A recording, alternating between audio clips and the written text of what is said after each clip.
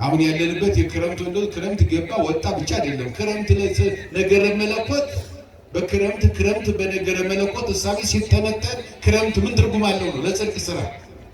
እንደው ሳራ ስላበቀለ ቡቃያዎች ስለለመለሙ የተዘራው ስለበቀለ ስለበላ ብቻ ሳይሆን ከነገረ መለኮት ትርጓሜና ትንታኔ አንፃር ክረምት እንዴት ይተረጎማል ለሚለው ሶስት መሰረታዊ ነገሮች እግዚአብሔር አድልዎ እንደሌለበት በፍርዱ ይነግሩናል ነው። አንደኛው የመጀመሪያው ሞት ነው። ከቃሉ ጋር ናቸው። እውነተኛ ፈራጅ መሆኑን የሚያሳይ ወይም የሚያስተምረን የመጀመሪያው አንዱ ከሶስቱ ምንድነው አልኳቸው? ሞት ነው። እስኪ አስቡት፣ ሞት ያዳላል። እስኪ አዳልቶ የተወው ሰው አለ? የማይሞት ሰው አለ? አለ እንዴ? የለም። መቼም ሳይሞት የሚቀር የለም አይደለም። የጊዜ ጉዳይ ነው፣ ቅደም ተከተል ጉዳይ ነው። ይሄ ያው ቅደም ተከተል ጉዳይ በየጊዜው ይጠራል።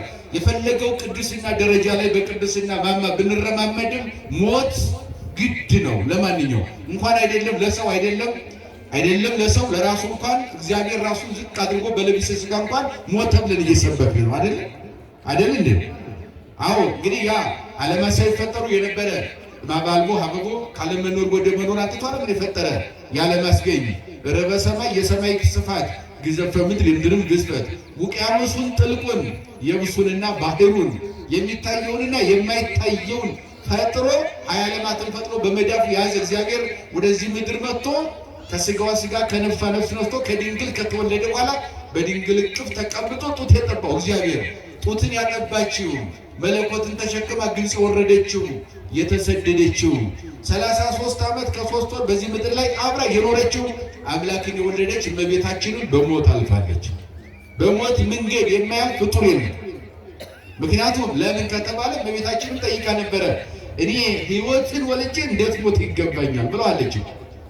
ነይስ ብሎ ሲጠራት ከዚህ በኋላ ይሄ ምድር ይበቃሻል፣ ያንቺ መኖሪያ አይደለም፣ ይበቃሻል፣ ኖርሽው፣ ታገልሽው፣ ለኔም አልተመቸኝም፣ ላንቺም አይመችም። ስለዚህ ወደሚመቸው እንከን ወደሌለበት ወደ እኔ መንግስት ነይ እናቴ ከኔ ጋር ኑሪ በክብር በመንግስተ ሰማያት መላእክት እያመሰገኑ ብሎ ሲጠራት እንዴት ለኔ ሞት ይገባኛል አንተን ሕይወትን ወልጄ አለች። ምን አለች? ሕይወትን አንተ የሁሉ ሕይወትን ወልጄ እንዴት ሞት ይገባኛል አለች። አይ እዚያ ከሆነማ እኔ ያዳላለሁ ማለት ነው አለ እግዚአብሔር። አያችሁ ብዙ ልጆችሽ ሙተዋል፣ ሲኦል የሚወረዱ አሉ። እነኛንም ይቅር ምለው በዚህ አይነት መንገድ ነው። እናትነትሽን አማላጅነትሽን የሚተማመኑትን ሁሉ ይቅር እላቸዋለሁ። ያንቺን መንገድ ተከትለው ወደ ጽድቅ እንዲገቡ ሞት ግድ ነው አለ። አይ በእኔ ሞት የሚድን ሰው ካለማ ለምን 7 ጊዜ አልሞትም አለች። ክብር ለእናታችን ይሁን። ስለዚህ የግድ የአምላክ እናት የአማኑኤል እናት የሕይወት እናት በሞት መንገድ ሄዳለች ማለት ነው። በሞት በመቃብር ስር አልፋ ነው ወደማያልፈው ዓለም ሄደችው እመቤታችን ማለት ነው። እና ስለዚህ ሞት እግዚአብሔር በፍርዱ እንደማያዳላ የምናረጋግጥበት መንገድ አንደኛውና የመጀመሪያው ምን ይባላል? ሞት ይባላል። አይ አንተ ባለጸጋ ስለሆንክ ቆይ፣ አንተ ሀብታም ስለሆንክ ቆይ፣ ወይም ገንዘብ ስጠኝና ላራዝምልህ እንሄን አይልም እግዚአብሔር። እውነተኛ ፈራጅ ነው። ገንዘብን ኖረህ 40 ህንጻም ገነባ 80 ህንጻም ገነባ ብዙ ብርም ኖረህ አንተም እንደ ማንኛውም ሰው ትሞታለህ፣ በሞት ትጠራለህ። ያለውም የሌለውም አያችሁ፣ ጎሳ የለ፣ ነገድ የለ፣ በአውርት የለ። እግዚአብሔር የሚያዳላው ምንም ነገር የለም። በሞት ሁሉን ይጠራል። ይሄ መገለጫው ነው። እውነተኛ ፈራጅ መሆኑን በምን እናውቃለን? በሞት ማለት ነው። ሁሉም በምን ስለሚጠራ? ሁሉንም በማን ይጠራል እግዚአብሔር? በሞት በኩል ስለሚጠራ አያዳላም ማለት ነው። ወፍራም አይልም፣ ቀጭን አይልም፣ ጥቁር አይልም፣ ነጭ አይልም፣ ቀይ አይልም፣ ሀብታም አይልም፣ ድሃ አይልም።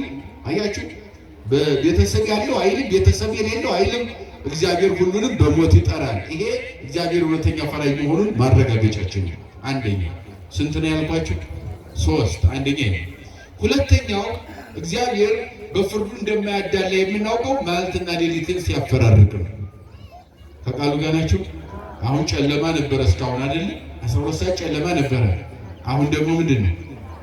ስንት ሰዓት ማለት ነው? 12 ሰዓት ምንድነው? ፀሐይ ብርሃን ነው አይደል? 12 ሰዓት ደግሞ ምንድነው? ጨለማ ነው። 24 ሰዓት ከሁለት ከፈለውና 12 አድርጎ አዘጋጀ እግዚአብሔር። በዚህ መካከል አድሎ ያደርጋል እግዚአብሔር። እስኪ አሁን ፀሐይ ለማን ነው የወጣው? እሺ አሁን ኃጢአተኞች ናችሁ ለእናንተ አይወጣም ለጻድቃን ብቻ ቢል እግዚአብሔር ዳኛ አለው እንደ እግዚአብሔር? እሱ በላይ ይግባኝ ያለ የለም እኮ። ግን አይ ኃጢአተኛውም ጻድቁም እኩል ፀሐይ ማግኘት አለበት፣ እኔ አምላካቸው አላዳለም ማለት ነው። በዚህ ፍርዴ የሚገባ ፍጡር የለም፣ ሊያዘኝ የሚችል ምንም የለም፣ መማለጃም የለኝም በዚህ አለ። ምክንያቱም ማለትና ሌሊትን አፈራርቃለሁ። ሌሊቱን እኩል አመጣ፣ ሁላችንም አረፍንበት። ቀኑን እኩል አመጣ፣ ሁላችንም እንሰማራበታለን፣ በእያንዳንዱ ስራችን እንሰራበታለን። በዚህ መካከል እግዚአብሔር አያዳለም። ርኅራኄው፣ ቸርነቱ፣ ምሕረቱ፣ ይቅርታው ያማኑኤል የሚታወቀው በዚህ ነው። ክብርና ምስጋና ለስሙ ይሁን። አያዳለም እግዚአብሔር። በዚህ በማቴዎስ ወንጌል ምዕራፍ 5 ላይ ስታነቡ ይህን ታገኙታላችሁ። እግዚአብሔር እንደማያዳላ መገለጫው ማለትና ሌሊትን ማፈራረቅ እንደሆነ ምን ይላል መሰላችሁ? እግዚአብሔር ስለ ፍቅር በሚያስተምርበት አንቀጹ አስቀድሞ በኦሪቱ ሕግ እንደተባለ ታውቃላችሁ፣ የሚወዷችሁን ውደዱ፣ የሚጠሏችሁን ጥሉ ተብሏል። እንደዚህ አይደለም። እኔ ግን እላችኋለሁ፣ በሐዲስ ኪዳን ግን እኔ ባሻሻልኩት ሕግ ግን ይሄ የፍቅር ሕግ ነውና ወንጌል እኔ ግን ሲነግራችሁ የሚወዷችሁን ብቻ ብትወዱማ ምን ዋጋ አላችሁ በእግዚአብሔር ዘንድ? ዋጋው እጥፍ ሊሆን የሚችለው የሚጠሏችሁንም እንደሚወዷችሁ ምን በሏቸው ውደዷቸው አለና፣ ለዚህም አምላካችሁ በኃጥአንም ላይ በጻድቃንም ላይ እኩል ፀሐይን ያወጣል። ምን ያወጣል? በኃጥአንም በጻድቃንም፣ በሚወዱትም በማይወዱትም፣ በሚጠሉትም በሚወዱትም፣ በሚንቁትም በሚያቃልሉትም፣ እጅግ ልዕልናውን ክብሩን በሚገልጹትም የለም እግዚአብሔር ብለው ለካዱትም ላልካዱትም አለ እግዚአብሔር ዓለምን እየገዛ ዓለምን እየመገበ አለ ብለው ለሚያምኑ ለማያምኑ እግዚአብሔር እኩል ፀሐይን ያወጣል። አያችሁ፣ ወደድንም እግዚአብሔር የለም ብንልም ፀሐይ ይወጣል። ለምን? እግዚአብሔር ቸር ስለሆነ ብቻ ነው መልሱ። ምን ስለሆነ? አሁን እግዚአብሔር የለም የሚል አለ የለም? ኧረ ዓለምን አጥለቅልቆታል። እግዚአብሔር የሚባል የለም ተፈጥሮ እንጂ ፈጣሪ የለም የሚሉ እኮ አለ። ያው ለነገሩ ግሱ ቋንቋውን ስለ አለማወቃቸው ነው እንጂ ተፈጥሮ የሚለው ከፈጣሪ ከሚለው ቃል እዚያው ጋር የተያያዘ ነው። ተፈጥሮ ካል ፈጣሪ ያለ እያለ ነው። አያችሁ፣ ግን በዚህ መንገድ የሚነጉድ በዚህ ከንቱ ሐሳብ የሚወድቅ የሚነሳ ብዙ ትውልድ አለ። እግዚአብሔር የሚባል የለም፣ ፈጣሪ የሚባል የለም፣ ተፈጥሮ ዝም ብሎ መጣ በራሱ ፈቃድ እንዲህ ይኖራል ብለው ይህን እንደ ፍልስፍና ቆጥረውት የሚጃጃሉ ሞኞች አሉ። ግን እግዚአብሔር ቸር ስለሆነ እኩል ስለሚመግባቸው አድሎ ስለሌለበት በፍርዱ ስለማያዛባ ክፍተት ስለሌለበት እግዚአብሔር ለሁሉም እኩል ስለሚመግብ ነው እንጂ ፈጣሪማ አለ ዓለማትን አንጥቶ የዘረጋ፣ ፈጣሪማ አለ ምድርን የዘረጋ፣ ፈጣሪማ አለ ይኸው ፀሐዩን ያመጣ፣ ፈጣሪማ አለ ፀሐዩን አሳልፎ ደግሞ ጨለማን የሚያመጣ። ጨለማውን አሁን ወደ ጥልቅ ወደ ታች አወረደውና በርባኖስ የሚባል መካነ ጽልመት አለ። ሊቃውንት በስነ ፍጥረት ምሁራን ጨለማ አሁን ያለው ከዚህ በታች 5 ዓለም ወርዶ 5 ዓለም ውስጥ ነው ያለው። ጨለማ አሁን ያለው ያ ሌሊት የነበረው ጨለማ ጠዋት ላይ ተገፈፈና ወዴት ወረደ? ወደ ምድር ወደ ጥልቅ ነው ወረደ። አሁን ምድር አለ። ከምድር ቀጥሎ የባህር ዓለም አለ። ከባህር ዓለም ቀጥሎ የነፋስ ዓለም አለ። ከነፋስ ዓለም ቀጥሎ እንደገና ኮሪ የእሳት ዓለም አለ። ከእሳት ዓለም ቀጥሎ የጨለማ ዓለም አለ። እዚህ በታች 5 ዓለም አለ። ምእመናን ተቃሉ ጋር ናቸው። ስንት ዓለም አለ? 5 ዓለም አለ። አሁን ጨለማ ያ ጨለማ ተገፎ እዚህ ምድር ላይ አይደለም ያለው፣ 5 ዓለም ወርዶ ጥልቅ ውስጥ ነው ያለው። አያችሁ፣ አሁን ይሄ ብርሃን ደግሞ ከየት መጣ ካል ይሄ ጠፈር አለ፣ የረጋ ውሃ፣ የውሃ ክምችት ስዕለማይ ማለት ነው። በስነ ፍጥረት መተርጉማን ስዕለማይ ማለት ነው። ከዚህ ከጠፈሩ ከስዕለማይ ከዚያ ቀጥሎ ሌላ ደግሞ ውሃ አለ፣ የውሃ አለ። ያ ደግሞ ሐኖስ ይባላል። የሐኖስ ስራው ምንድነው ከተባለ ብርሃን እየዋኘ ብርሃን ይኖርበታል። አሁን ይህ ብርሃን የመጣው ከጠፈር በላይ ካለው ሐኖስ ከሚባለው ዓለም መጥቶ ነው ዓለምን የተቆጣጠረው። ሁለቱ ይገዛሉ እየተፈራረቁ እስከ ሕልፈተ ዓለም ድረስ። ነገስታት እንደሚፈራረቁ ኃያላን እየተፈራረቁ ዓለምን እንደሚገዙ ፀሐይን ይሄ ጨለማና ብርሃንን እየተፈራረቁ ዓለም እንዲገዙ እግዚአብሔር በስነ ፍጥረት አዘጋጀ። ምን አለ? አዘጋጀው። ይሄን መቀየር የሚችል ግን የምድር ነገስታት የሉም። ኃያላንም ጥቃቅንም መንግስታት የሉም። አይመለከታቸውም። የማን ስልጣን ብቻ ነው? ብቻውን የሚሰራው ነው። ክብር ለአማኑኤል ይሁን። ብቻውን የሚሰራው የብቻው ስልጣን ነው። አያችሁ። ስለዚህ እነዚህን ሁለቱን ነገሮች እያፈራረቀ ለምን ያፈራርቃቸዋል? ለምን ጨለማ መሆን ብቻውን አይቀርም። እኛ ራብ እንሞታለን። ካልሰራን ካልተንቀሳቀስ እንዴት እንኖራለን? ጨለማውን ደግሞ ማረፊያ ያስፈልገናል። ለማረፊያ ስለሰጠ ነው ሁሉም በጊዜው ውብ አድርጎ ሰራው የሚለው መጽሐፍ። ሁሉን በጊዜው በሉ እስኪ ምን አድርጎ ሰራው? አሁን እንከን አለው እንደ እግዚአብሔር ፍጥረት አይ ለይችን እንዲህ ያደርጋል ብለን ሐሳብ እንሰጣለን በፈጠረው ፍጥረት ላይ። እስኪ በአንድ ሰው ላይ እንዲህ አድርጎ ቢፈጥረው ብሎ ሐሳብ መስጠት ይቻላል? አይቻልም። አይ ሰማይን እንዲህ ቢዘረጋው ምድርን እንዲህ ቢያደርገው ማለት እንችላለን? አንችልም። ሁሉን በጊዜው አለ ምን አድርጎ ሰራው? ጠቢቡ ውብ አድርጎ ሰራው። እንከን የለውም እግዚአብሔር ስራ ማለት ነው። አያችሁ እንከን የለውም። ስለዚህ ይህንን እነኚህ ማዕተናትን እያፈራረቀ እግዚአብሔር እኛን ይመግባል ማለት ነው። ጨለማውን ለኃጥአኑ ለጻድቃን ይመጣል፣ ፀሐዩን ለኃጥአኑ ለጻድቃን ይመጣል። አድልዎ በሌለበት ፍርድ እግዚአብሔር ዓለምን ያስተዳድራል የሚለውን መያዝ ነው። ሁለተኛው ይሄ። ሶስተኛውና የመጨረሻው ክረምትና በጋ ነው። እግዚአብሔር በፍርዱ እንደማያዳል። ሶስተኛው ምንድነው አልኳችሁ? ወደ ወንጌሉ ብዙ አልሄድም፣ አጠር አድርገን ነው የምናየው። ምክንያቱም ወንጌሉ ሳምንት ይነበባል። ሉቃስ፣ ማርቆስ፣ ማቴዎስ ከመቀያየር ያለፈ ያው ዘሪው ሊዘራ ወጣ። ይሄ የጽጌ ወንጌልና የክረምቱ ወንጌል ላልጠፋ ወንጌል ብዙ በደንብ አልታየም እና ወደፊት የሚታይ የሚያያየዋል እና ዋናው መሰረታዊ ነገሩ ግን ክረምትን ከነገረ መለኮት አንጻር ስንመለከተው ክረምት አሁን እስካሁን በጋ ነበር አይደል? እስከ መቼ ድረስ ነው በጋው? እስከ ሰኔ 25 ድረስ 25 ላይ ይቆምና 26 ላይ ምን ይገባል? ክረምት። እሺ እስከ መቼ ነው የሚቀጥለው? እስከ መስከረም ስንት 25 ይቀጥላል አይደል? እንደዚህ ነው ክረምት የሚቀጥለው። ይሄ ክረምቱ የሚባለው ነው። ጊዜውን ጠብቆ በሰዓቱ እግዚአብሔር ክረምትን ያመጣል። ከክረምት ጋር ደመናት እንዲያንዣብቡ በአየር ላይ ካንዣበቡ በኋላ እንዳይበተኑ ዝናብ እንዲያዘንቡ ያደርጋል። ምድርን ደግሞ ለደመና ለሚወርደው ዝናብ ደግሞ አዘጋጃታል። ወያስተደሉ ክረምት ለምድር ክረምትን ያዘጋጃል። ዳዊት ያልተናገረው የለም መቼስ። በዳዊት ሐሳብ ያልተመላለሰ በዳዊት ልቦና በዳዊት አፍ ያልተነገረ ያልተተነበየ ነገር የለም። ሁሉንም ነገር ተናግሮታል። ምን አለ? ዘይገለብቦ ለሰማይ በደመና ደመናን በምን ይሸፍነዋል አለ። በደመና ሰማይን ምን ይለዋል? ይሸፍነዋል አለ። ደመናውን ከየት መሰላችሁ የሚመጣው? ከየት ነው ደመና የሚመጣው? ከሰማይ። እሺ ደመና ከየት ነው የሚመጣው? እሺ ዝናብ ከየት ነው የሚመጣው? ዝናብ የሚፈጠረው ከየት ነው?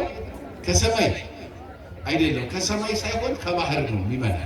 ዝናብ ከየት መሰላችሁ የሚወጣው? እዚህ ከባህር ነው። ከላይ እንዳይመስላችሁ ከላይ የሚመጣ ዝናብ የለም። ከባህር ነው፣ ውቅያኖስ ነው። ይሄ በዚህ በመጽሐፈ ሄኖክ ትንታኔ ፍልስፍና ትርጓሜ ሲተረጉሙት እስመ ዝናብ እስትንፋሰ ሰማይ። አያችሁ ዝናብ ምንድን ነው? ከየት ነው የሚመጣው ብላችሁ ከጠየቃችሁ ከውቅያኖስ ባህር ነው የሚፈላው ይላል። ከየት ነው የሚመጣው? ከውቅያኖስ ባህር ነው። አይታችሁ ከሆነ ውቅያኖስ ውስጥ ጉም የምንለው ነገር ይወጣል አይደል? ያ ጉም ምን መሰላችሁ? የውሃ ትንፋሽ ማለት ነው። እኛ ትንፋሽ እንዳለን ውሃም ትንፋሽ አለ። ህይወት የሌለው ፍጥረት የለም ትንፋሽ የሌለው። ውሃም ትንፋሽ አለው። ያንን የውሃውን ትንፋሽ ሲወጣ ስናየው የተነነ ሲወጣ ምን እንለዋለን? ጉም እንለዋለን። ጉም ማለት የውሃ ትንፋሽ ማለት ነው። ትርጉም ምን ማለት ነው? አዎ እስመ ጊሜ እስትንፋሰ ሰማይ ውእቱ ይላል። ይሄ ጉም ምንድነው ካላችሁ የውሃ ትንፋሽ ማለት ነው። ውሃው ሲተነፍስ የውሃው ትንፋሽ ጉም ይሆናል። ያንን ጉሙ ደግሞ ወደ ምን ይቀየራል? ወደ ደመና ይቀየራል። ወደ ላይ እያንዣበበ ወደ ሰማይ ነፋስ ተሸክሞ ካወጣ በኋላ ወደ ጉሙ ወደ ምን ይቀየራል? ወደ ደመና። ደመና ወደ ምን ይቀየራል? ወደ ዝናብ ይቀየራል። አያችሁ ወደ ውሃ ይቀየራል። ያ ትንፋሹ መልሶ ወደ ሰማይ እስከሚወጣ ድረስ ያው እየተነነ የሚወጣው ትንፋሽ ነው። ወደ ላይ ወደ ጠፈር ከወጣ በኋላ ግን ወደ ምን ይቀየራል? ወደ ውሃነቱ ይቀየራል ማለት ነው። ነፋስ ይጸውሮ ለጊሜ ነፋስ ጉሙን ይሸከመዋል። ጊሜ ይጸውሮ ለደመና ያው ደግሞ ጊሜው ደግሞ ደመናን ይሸከመዋል። ጉሙ ደግሞ ደመና ይጸውሮ ለማይ ደመናውን ደግሞ ውሃን ይሸከማል። ከመዚህ አርግ ውስጥ ተጻናፊ ጠፈር ዘውቱ ጽድፈ ምድር ጰራሊውስ ወደ ምድር ዳርቻ ወደ ላይ ይወጣል። ከዚያ ከተዛዝሎ አንዱ ተሸክሞት ከወጣ በኋላ መልሶ እንደገና ዓለምን አንድ ጊዜ ቢወርድ ያጠፋዋል። ዓለምን በቃሉ ጋር ናቸው። በላይ የሚያንዣብበው በሰማይ ላይ ያለው ዝናብ አንድ ጊዜ ቢወርድ ዓለም ምን ይሆናል? የላችሁም? ዓለም ምን ይሆናል? ይጠፋል አይደለም? ስለዚህ እኛ እንዳንጠፋ በወንፊት አምሳል ወንፊት የለም ግን በወንፊት አምሳል ክፍ ክፍ ክፍ ክፍ እያለ ለምድር ለዓለም በሚመች መልኩ እግዚአብሔር ያዘንበውና ምድር ደግሞ ያንን እየተቀበለች እየጠጣች ተዘጋጅታለች። ቀድማ አዘጋጅቷታል። ያንን እየጠጣች የተሰጣትን እያበቀለች እኛን ትመግባለች። አያችሁ እንዴት እንደሚመግበን አማኑኤል ክብር ለስሙ ይሁንና በእውነት እንዴት ነው የሚመግበን በወንፊት አምሳል ይወርዳል። ስለዚህ እስትንፋሰ ሰማይ ይወርዳል። የውሃ ትንፋሽ ወደ ላይ ደመና ሆኖ ይወጣና ዘይገለብቦ ለሰማይ በደመና ደመና ሆኖ ሰማይ ሊሸፍነዋል አለ። ከሸፈነ በኋላ ደግሞ በዚያው አንጃቦ ሸፍኖ አይቀርም አለ። በወንፊት አምሳል በልዩ ሁኔታ ለዓለም በሚስማማ ይወርድና ዓለም ይመግባል። አንድ ጊዜ ቢወርድ ዓለም ያጥለቀልቀዋል፣ ዓለም ይጠፋል፣ እኛ ልጆቹ እንጠፋለን፣ ፍጥረት በሙሉ ይጠፋል። በምሕረቱ በይቅርታው አያችሁ። ከዚያ መካከል ደግሞ አይ ይህንን አካባቢ ሙሉ ለሙሉ ላጥፋ ኃጢአተኞችን ላጥፋ ብሎ ደግሞ ዝናብ አያዘንም፣ ኃጢአተኞችንም ጻድቃንንም እኩል ልመግባቸው ብሎ እግዚአብሔር ዝናብ ያዘንም። ስለዚህ እግዚአብሔር በዓመት ጠብቆ ክረምትን ያመጣል። 3 ወር ክረምት አለ። ያንን ደግሞ 9 ወር የምንለው ደግሞ በጋ አለ። በበጋው መከር እንድንሰበስብበት ነግደን ወጥተን ወርደን አገር አቋርጠን ሂደን እንድንሰበስብ እንድንማር እንድንመራመር እንድንሰራ እንድንነግድ እንድናተርፍ እግዚአብሔር በጋውን ሰጠ። ክረምት ደግሞ ያለው በአካባቢ ርቀን ሳንሄድ ወንዝ ሳንሻገር ባለንበት ብቻ እየኮተኮት እየቆፈር እየዘራን ዘሩ ያማረ ሆኖ እንዲወጣ ደግሞ እግዚአብሔር በፍጥረቱ በዚህ መንገድ ይመግባል ማለት ነው። ስለዚህ እግዚአብሔር አያደለም ነው። ምድርን አዘጋጃት ለዝናብ። ምድር ካዘጋጀ በኋላ ለምድር ዝናብን ሰጣት። ምድር ደግሞ ታበቅላለች። ማብቀል ብቻ አይደለም፣ እሷ ካበቀለች በኋላ ተራራዎችን ደግሞ በምን ይሸፍናቸዋል? በሳር ይሸፍናቸዋል። በምን ይሸፍናቸዋል? የተራቆተውን ሁሉ እንደገና በልምላሜ ይሸፍናል። እግዚአብሔር እርቃን የነበረው ተራራዎች ተራቁተው የነበሩ ተራራዎች አሁን ምን ይለብሳሉ? ከዚህ በኋላ ቅጠል ይለብሳሉ፣ ውበት ያገኛሉ። በቅጠል ብቻ አይደለም፣ ከዚያ ከቅጠሉ ደግሞ ወደ ምን ይቀየራል? ወደ አበባ ይሆናል፣ ያሸበርቃሉ። ይሄ ገጸ ምድር በአጠቃላይ ይዋባል ማለት ነው። ስለዚህ የእግዚአብሔርን ፍርድ የምናውቅባቸው 3 መሰረታዊ ነገሮች አንደኛ ምንድነው አልኳቸው? እስኪ ንገሩኝና እንጨርስ። አንደኛ ምንድነው? እግዚአብሔር እንደማያዳላ እውነተኛ ፈራጅ እንደሆነ በምን ይታወቃል? በሞት። ምክንያቱም ሞት አያዳላም ማለት ነው። ጊዜውን ጠብቆ ይጥራ ሲባል እየመጣ ይጠራናል። አይ አልጠራም ማለት አይቻልም። ጊዜ ይራዘምልኝ ማለት አይቻልም። ፍትሐ እግዚአብሔር ስለሆነ መሄድ ብቻ ነው። በቃሉ ጋር ናችሁ? አዎ። ሁለተኛው እግዚአብሔር እውነተኛ ፈራጅ መሆኑን በምን እናውቃለን? መዓልትና ሌሊትን ያፈራርቃል። ፀሐዩም እኩል ለሁሉ ይሰጣል፣ ለኃጥኡም ለጻድቁም፣ ጨለማውም ሌሊቱም ለኃጥኡም ለጻድቁም እኩል ምን ይላል? ስለዚህ እግዚአብሔር ምን አይልም? አያዳላም። እግዚአብሔር ይህንን የምናውቅበት የነገረ መለኮት ትንታኔ የሚሰጥበት ነው። ሶስተኛውና የመጨረሻው እግዚአብሔር እንደማያዳላ በምን ይታወቃል? ክረምትና በጋ። አያችሁ፣ ክረምት ሲመጣ ለሁሉም ዝናብ ያዘንባል፣ በጋም ሲመጣ ለሁሉም ደግሞ መከር መሰብሰቢያ ይሆናል ማለት ነው። ስለዚህ እግዚአብሔር ምን አይልም? አያዳላም። የማያዳላው አምላካችን ሳያዳላ ጨለማውን አሳልፎ ብርሃን ሰጥቶን ወደ ቤቱ ሰብስቦ እንድንማር የአባቶቻችን ጸሎት እንድንሰማ በጸሎቱ እንድንባረክ እንድንቀደስ ፈቅዶልን ወዶልን ይሄው ይሄን ጊዜ ሰጥቶን አስተምሮናል። ያስተማረን አምላካችን ክብርና ምስጋና ለስሙ ይሁን። የእናታችን የንጽሕተ ንጹሐን የቅድስተ ቅዱሳን የድንግል ማርያም አማላጅነት የቅዱሳን አባቶቻችን ጸሎት አይለየን። ይቆየን።